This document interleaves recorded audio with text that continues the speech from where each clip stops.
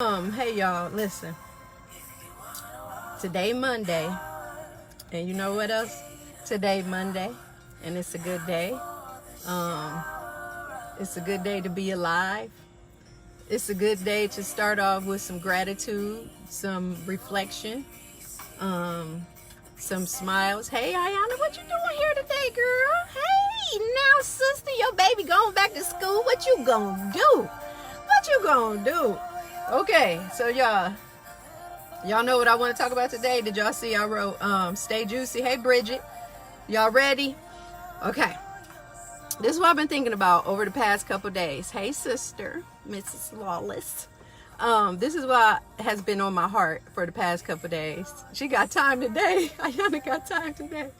Okay, so do y'all ever just wake up angry?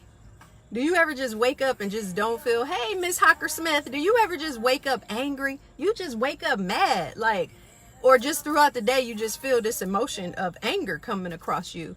And I've been feeling that, like, just maybe the past 2 days, but then I was like, what is that about? And like, when it comes to you, what do you do with it? I was like, is that about something, like, what the moon doing? Where's Mercury? You know, I just start going down the list, like, what's going on right now? Past 2 days. Yes, past 2 days. You said past 2 days. So I was like, okay, maybe is it because there's kind of this buildup of what we know is coming, the whole situation with the killers of Breonna Taylor, their trial, like all of this is just like, I don't know what it is. It's just something sitting before. Mercury is in retrograde. Okay, y'all. Dreams, you got dreams. So y'all, this is what I was thinking. So I don't know if y'all know, some of y'all might know, I'm also a yoga instructor, right? I'm a yoga teacher, and I use language like a lot when I'm teaching yoga, or even when I talk about life. I use language like, you gotta, it's so juicy, or oh, it's so yummy, or we gonna, squeeze this orange out a little bit more, y'all. Y'all know I use that kind of language. And so I was thinking about, that happens also in my yoga teacher training. So in my most recent yoga teacher training, that my favorite little expression of like, it's so juicy and yummy, that came up. And I was thinking about something that one of the instructors said. She was talking about staying juicy. And y'all listen, hold on, it's a lot going on right now, y'all. So what I'm saying to you is stay juicy. Like, think about your favorite fruit. Think about your favorite, maybe it's a mango or strawberries or an apple or watermelon, but just think about all those fruit that you love and your favorite fruit and how juicy it is and how just good it is, nice and ripe. And so I was thinking, like, when I'm angry, so that I don't get hardened, right? So you think about that fruit, when it gets old, it hardens up and then it dries up. I want to make sure I stay juicy in the sense of, I want to make sure that life energy is flowing through me, right, y'all? So how do we stay juicy? I have some divine questions for you. What do you do each day to make sure you stay juicy, so you don't harden up, or you don't just dry up and get just bitter and angry and cold, right, y'all? And then your butt gonna start molding and getting moldy. But listen, y'all, divine questions for you. What do you do to clean the body? Because a lot of times when we start getting hardened, or we're not staying juicy and yummy, we start looking outside of us, right, y'all? You said you think positive thoughts, sis. So baby sister, you think positive thoughts. But what I know happens a lot of times is we start looking at things outside of us that could be affecting our juiciness, right, y'all?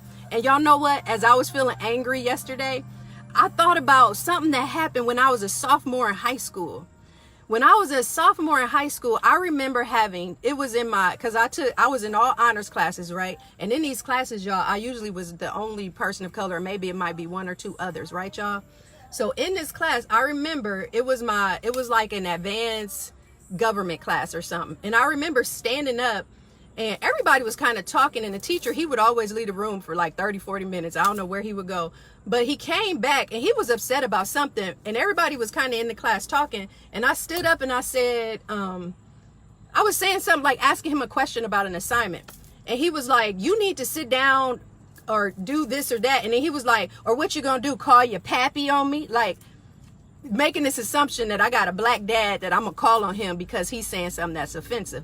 And y'all, I remember standing there thinking like, This is a teacher, an educator, and it wasn't a strong conflictive situation, but I remember feeling like everybody start laughing, like all the students in the class start laughing, and how his intention was to belittle me. And I remember standing there thinking like, you're the educator, you're the person that I'm here to learn from, and now you're kind of like trying to mock me, saying, well, oh, you're gonna go get your pappy. And I was sitting there thinking like, first of all, fool, my dad not black, he white. But second of all, like, you're doing this to humiliate me. And y'all, I was thinking in that moment that never, ever, ever will I let somebody's opportunity or space to try to humiliate me be a part of humiliating me. What do I mean by that, y'all? I always thought growing up, and still to this day, that every time a white person does something intentionally to try to humiliate or degrade or belittle black people, I've always thought that you don't even know you making us better.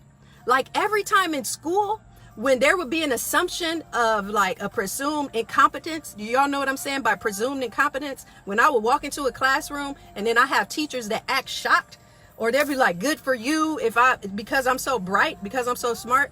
I remember thinking like, all you do is make me better. Like all you do is make me show up better. And it's not a hardening, it's actually making me juicier. It's making me more aware of myself as a being, right, y'all? Y'all get what I'm saying? But I just think about how individuals, because they are so unaware with themselves, because they're not juicy, because they're hardened and dried up, that you want to make other people dried up and hard like you are, because something happened to you that caused you to not recognize, like, that's not my stuff. Do y'all get what I'm saying? So I need y'all to stay juicy.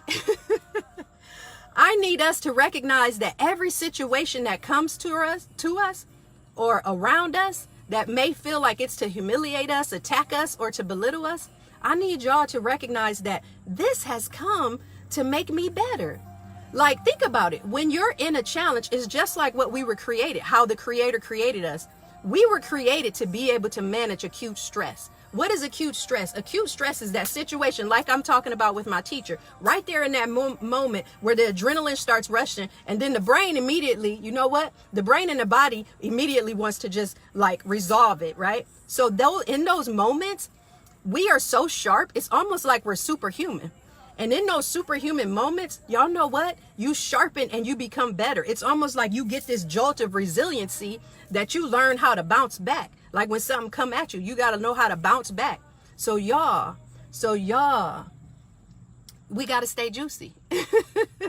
We got to stay juicy. But it's not the external things that we need to impact first. It's the internal things. So my questions to you, the divine questions for you today is, what do you do to clean your body so you can stay juicy? What do you do to clean your mind and your senses? Right, y'all? So think about this. You need to clean your mind, your senses, and your body all in one. Like I told y'all, when I recognize that if I'm feeling up angry or unsettled or something, I also go look at what have I been eating? You know, so like my body's feeling yucky, so now my mind's starting to feel yucky. Okay? All right, y'all. This is what we're going to do. So in my yoga teacher training, another thing came up for me. One of the poems that I usually read in yoga. I ain't taught yoga in so long, y'all. At the end, during Shavasana, I usually read a poem and I have everybody breathe with it. So I'm going to have us take a little moment as if y'all, like we in one of my yoga classes. So y'all, I want y'all to be with me. We're going to breathe and I'm going to read this Rupi Kaur poem, right, y'all? It's so good. Y'all ready for it? Y'all ready for it? And y'all been saying some good stuff on here, and I'm gonna go back and read that, okay, y'all? So now we're gonna imagine that we're in one of my yoga classes, perhaps one of my Spiritual Warrior Sunday morning yoga classes. I don't know, y'all, but I want you to imagine that you are on your mat and you're about to move into Shavasana, and everything that we've done, we've really juiced this orange. We've really squeezed it out and got the last little drops of juice. So everybody just sit back. If you can sit back or if you can lay back, we're going to place our hands right here at our collarbones, right? I get this one from my one of my yoga teachers. What's her name? Oh, Raquel. Okay, so y'all put your hands here, fingertips at your collarbones. Okay, and then close your eyes and just start to breathe. So what we want to do is stay juicy. So y'all close your eyes and just start to breathe. Notice your inhale. Notice your exhale. Let's imagine that we're on a yoga mat and we just finished this amazing yoga practice that allows us to speak to the relationship of our mind, our body, our senses, our whole selves. Everybody notice your inhale and your exhale. And then y'all just listen. Listen, y'all. I want to share this with you. Good morning, Tella. I want to share this poem with y'all. This is one I used to read in my yoga classes at the end. Y'all ready? Listen. Y'all listening? Okay, here it goes. Keep your fingers right there at your collarbones, keeping you soft and juicy. Keep yourself soft. Don't harden. Here it goes. It was when I stopped searching for home within others and lifted the foundations of home within myself. I found there were no roots more intimate than those between a mind and body that have decided to be whole. Y'all hear that? That's a poem by Rupi Kaur.